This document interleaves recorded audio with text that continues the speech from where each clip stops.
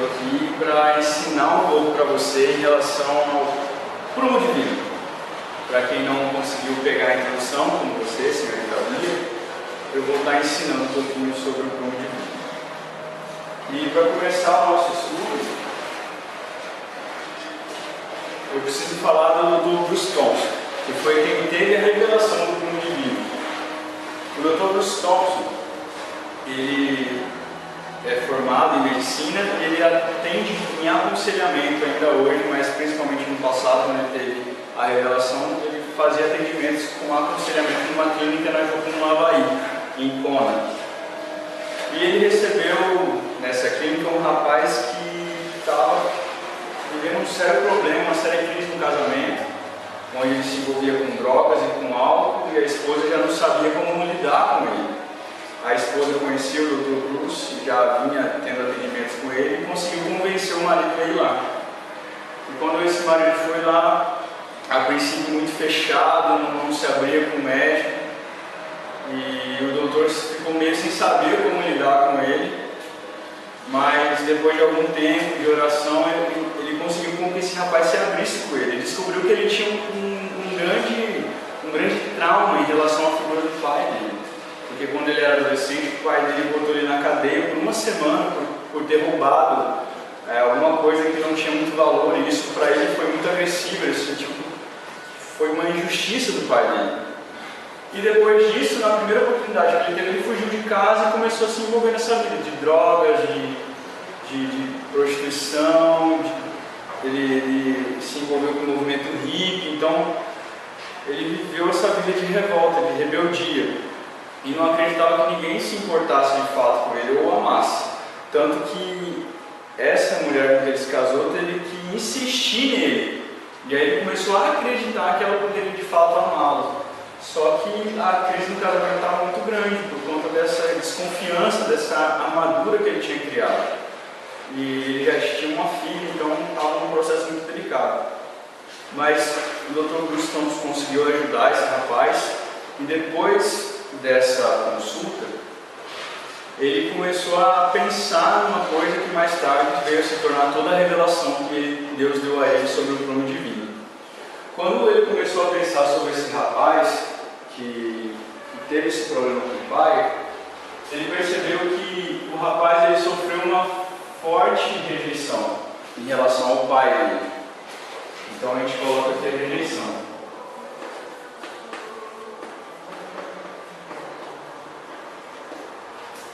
E em virtude dessa forte rejeição que ele sofreu, depois ele foi para o lado da rebelião.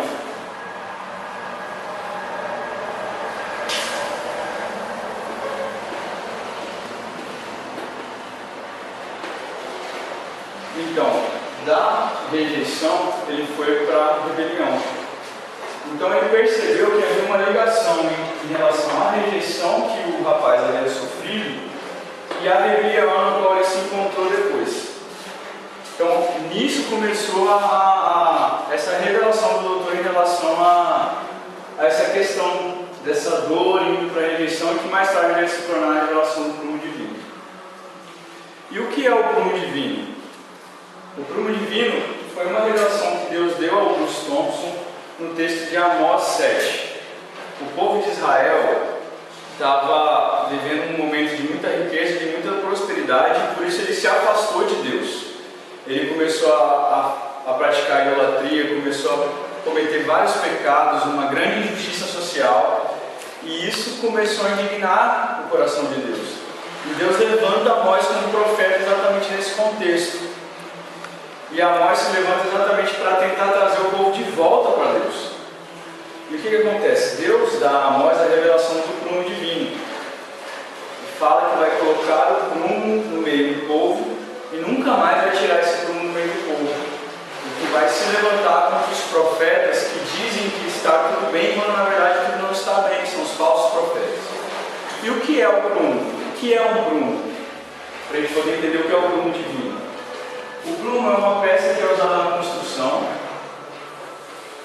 que se trata de um suporte de madeira na ponta e na outra ponta uma peça de metal. Seria mais ou menos algo nesse sentido. e ela serve para a gente medir as paredes. O construtor ele pega essa peça e ele coloca lateralmente junto à parede. Então, se há uma inclinação tanto para cá ou para cá, significa que aquela parede está torta.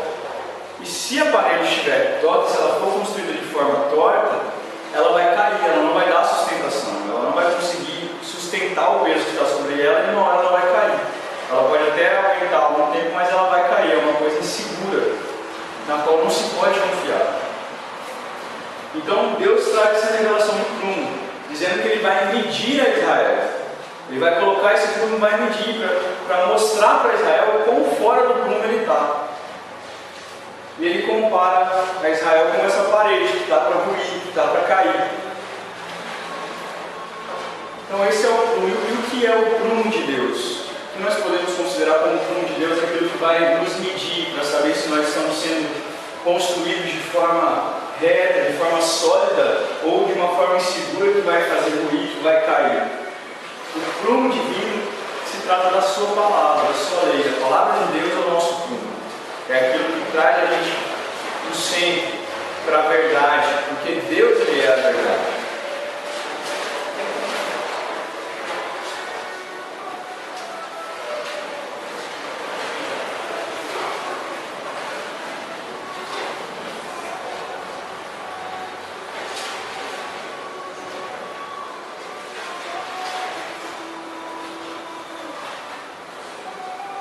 Como eu expliquei, essa foi a forma que Deus se revelou no tempo de Amós para medir o povo, para mostrar que o povo estava fora do centro, fora da direção certa. E Ele não deixa, Ele não tira esse prumo até hoje. Até hoje esse prumo continua nos medindo. E como eu disse, Ele é a nossa referência para uma parede sólida, concreta, firme em Deus. E não é o desejo de Deus que nós vivamos nem na rejeição e nem na rebelião. Esses são falsos prumos, que, como você pode ver, não fica alinhado no centro. E existem duas formas de manifestar isso nas nossas personalidades. Existem dois tipos de personalidades que a gente pode identificar essa questão da rejeição e da rebelião.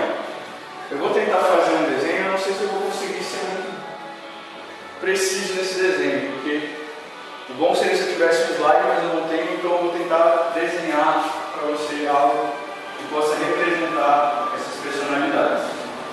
Só um momento enquanto eu desenho, não sou um perito de desenho, então talvez não fique tão bom.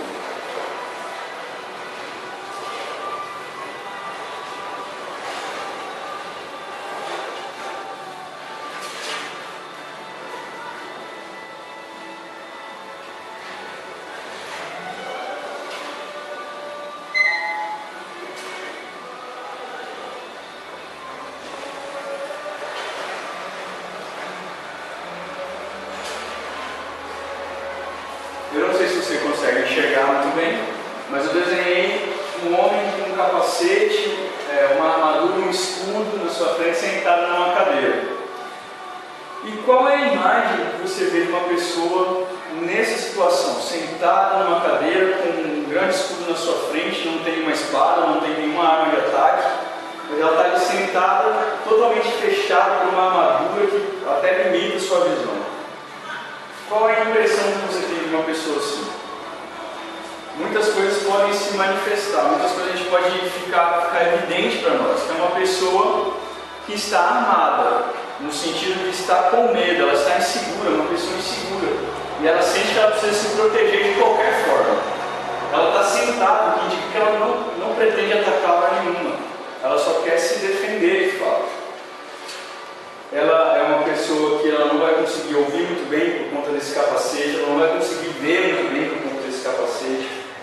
É uma pessoa que está sozinha, ela provavelmente está deprimida, sofre de solidão, e está aqui totalmente passiva. E essa é a primeira personalidade que eu gostaria de ressaltar, que é essa personalidade passiva. De uma pessoa que ela se fecha nela mesma. Ela não deixa que ninguém mais se aproxime dela. E para que ninguém se aproxime, ela se fecha. Então ninguém sabe quem é essa pessoa. Nem mesmo ela sabe.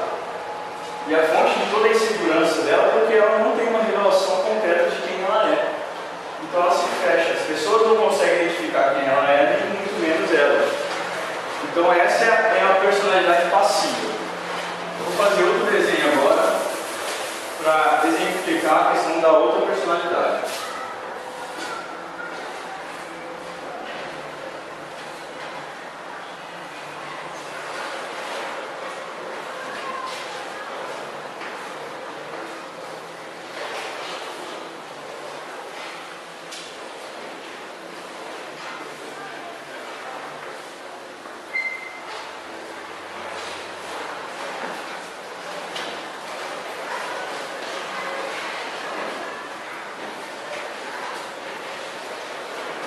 Eu desenhei agora uma pessoa sentada numa cadeira, ela tem o arco na sua mão, a flecha na outra mão, e o semblante com raiva, mal-humorado. Talvez não ficou muito bem tão claro aqui, mas essa é a ideia. O que a figura dessa pessoa nos transmite? A gente vê que ela não está com o arco pronto para disparar. Ela está com a flecha na mão e o arco na outra mão. Indica que essa pessoa ela não quer de fato atirar, mas se for necessário ela vai fazer.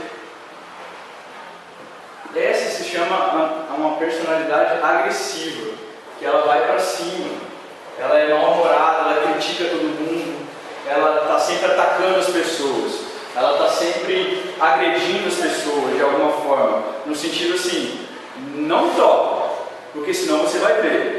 Não chega perto de mim, porque senão você vai se machucar. Essa é a forma dela se defender. Ambas as personalidades, tanto a passiva como a agressiva,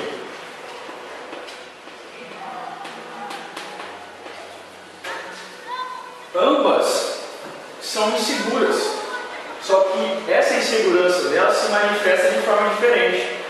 Provavelmente ambas sofreram uma grande rejeição. Uma levou ela no comportamento. A primeira personalidade, essa forte rejeição, esse forte trauma, essa forte dor, levou ela a se tornar uma pessoa passiva, fechada, trancada, que ninguém se aproxima, que não ataca, que assume tudo ali e tenta só se defender da forma que ela consegue. E a outra pessoa foi para a rebelião e se tornou agressiva e ataca e não deixa que mais ninguém fira ela. Mas ambas as personalidades estão feridas e não sabem com quem de fato elas são. Há essa insegurança nelas. E elas sentem que elas precisam se proteger e ambas se manifestam de forma diferente. Mas o ponto normalmente é sempre o mesmo.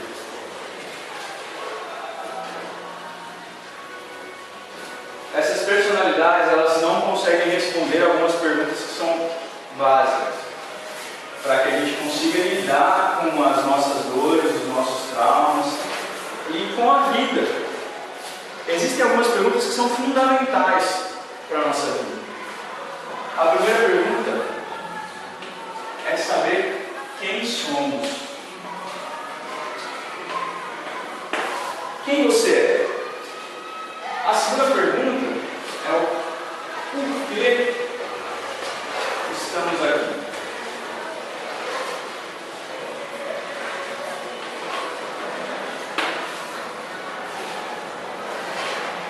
E a terceira pergunta que é importante: o que tem valor?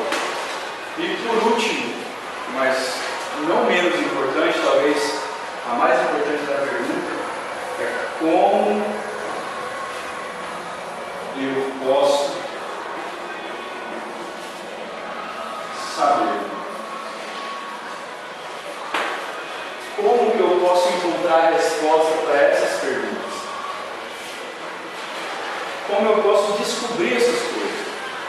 Para nós que somos cristãos e acreditamos em Deus, acreditamos em Jesus, a resposta para essa pergunta está no próprio Deus. Que você vê em Gênesis, capítulo 1, diz que criou Deus todas as coisas. Deus é a fonte de tudo. Deus é o Criador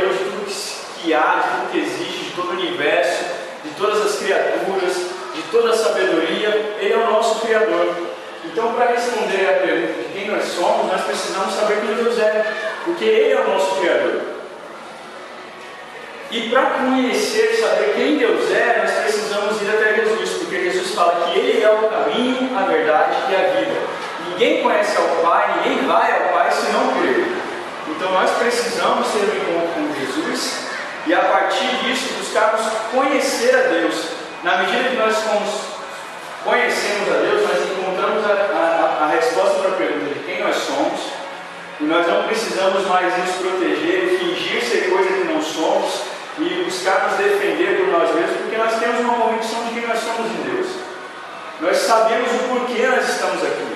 Então não há uma insegurança, tipo, mas por que eu estou aqui? Eu não sei quem eu sou, não sei qual é a minha função aqui.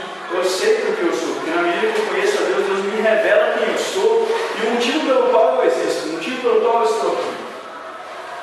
E o que tem valor para mim, essa pergunta é muito importante, porque uma forma de você perceber o que tem valor para você é com o que você gasta tempo. O que você gasta mais tempo é o que você mais dá valor.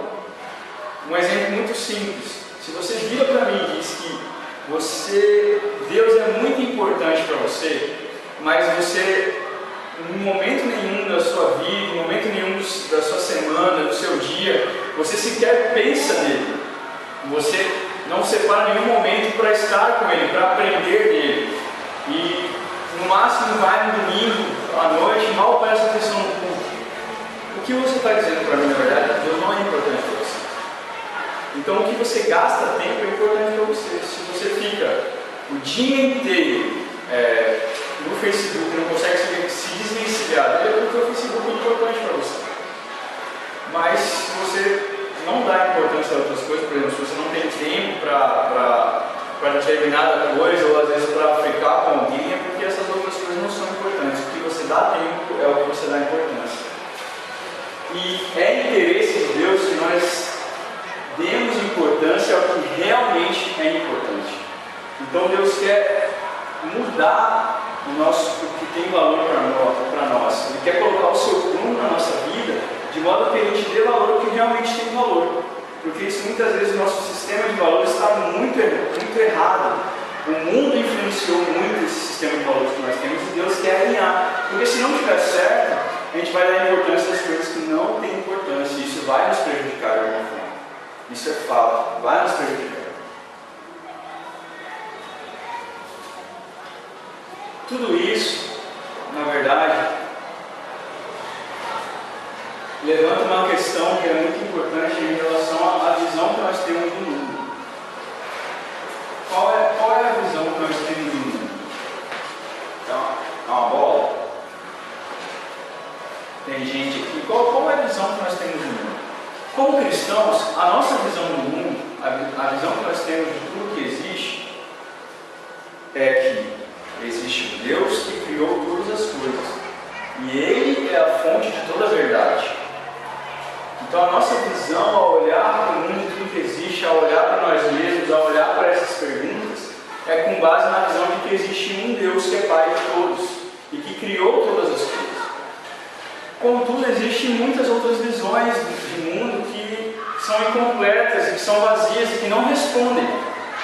Existe a visão de que existem vários deuses, que a árvore é um Deus, o rio é outro Deus, o céu é outro Deus, o sol é outro Deus, mas que não respondem a essas perguntas. Existe também a visão de que não existe Deus, de que o homem simplesmente nasceu ao acaso, apareceu aqui e vai morrer, que não tem espírito, não tem nada, e depois que morre vira planta. Existem outras visões de que a gente reencarna em animal, de que nós somos deuses e que não sei o quê, mas essas visões não têm a ver com a verdade, elas não respondem de forma clara essas perguntas. Que só em Jesus Cristo nós temos a resposta. Jesus Cristo é a verdade. Ele é o óculos, a Bíblia, a palavra de Deus é o óculos com o qual nós precisamos enxergar o mundo. Porque só existe um Deus e é nele que está a resposta para todas as nossas perguntas.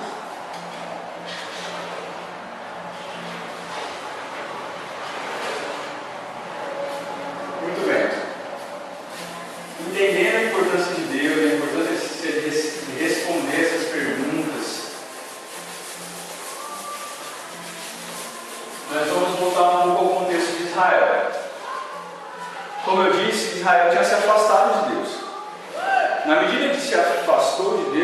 valores, a sua identidade, tudo estava sendo comprometido. E eles estavam pecando e se afastando cada vez mais de Deus.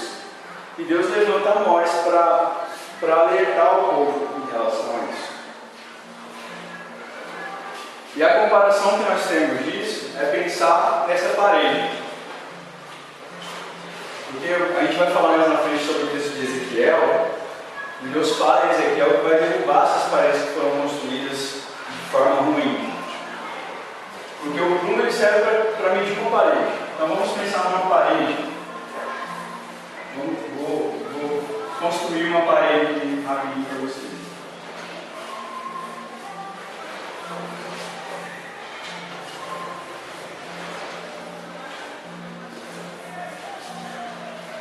Essa parede parece uma parede firme, parece que ela é você pode se apoiar nela.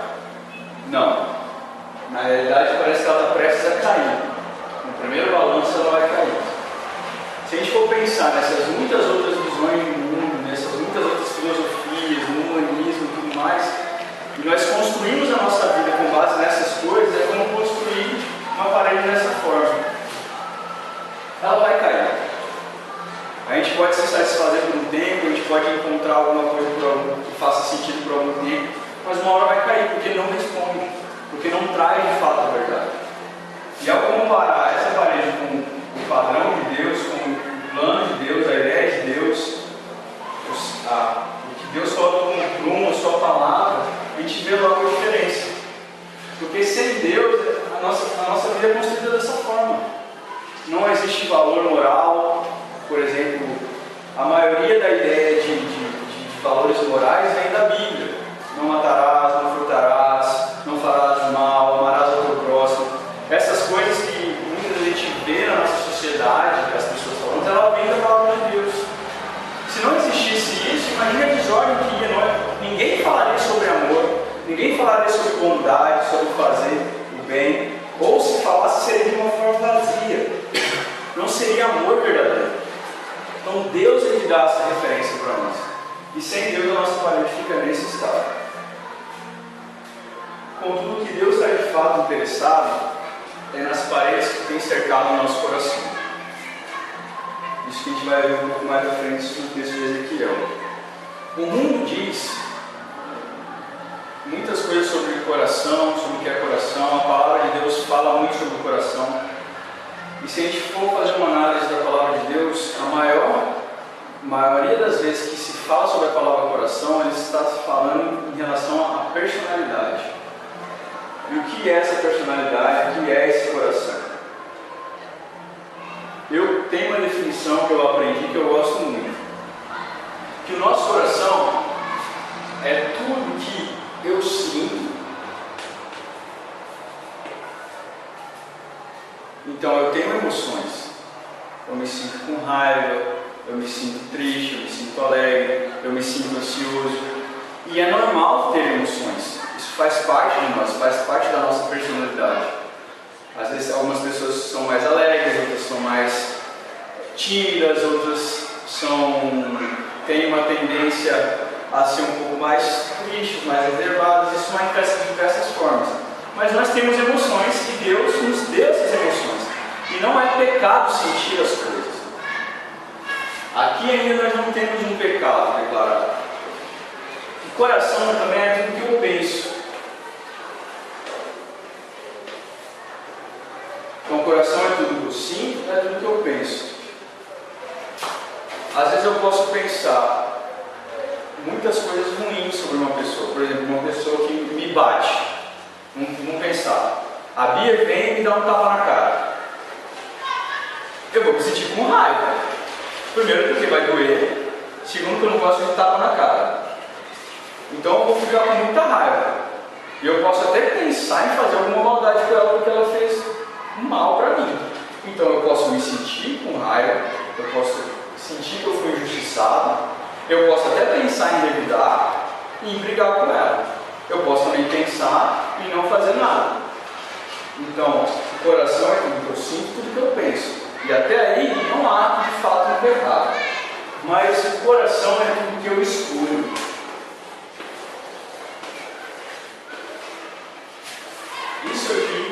coração, a nossa personalidade, tudo que nós sentimos, tudo que nós pensamos, tudo que nós escolhemos.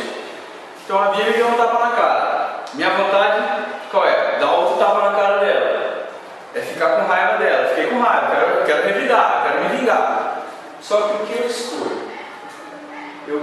É nisso aqui que Deus nos responsabiliza, nas nossas escolhas. As pessoas podem nos fazer mal, as pessoas podem nos fazer injustiça. E isso realmente de fato acontece. E às vezes a gente se sente mal, isso nos fere, isso nos agride. E aí nós pensamos em muitas coisas, às vezes nós pensamos em nos rebelar, em agredir, e até aí tudo bem. Mas o que a gente vai escolher fazer diante dessas coisas, Deus vai nos responsabilizar.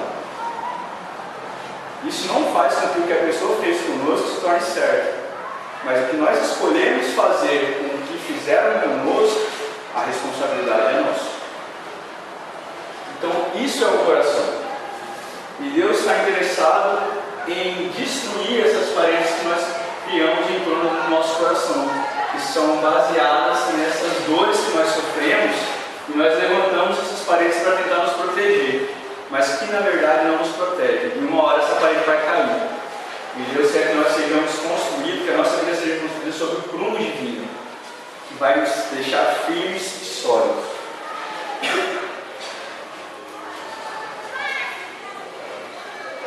Como eu disse, pessoas podem nos ferir.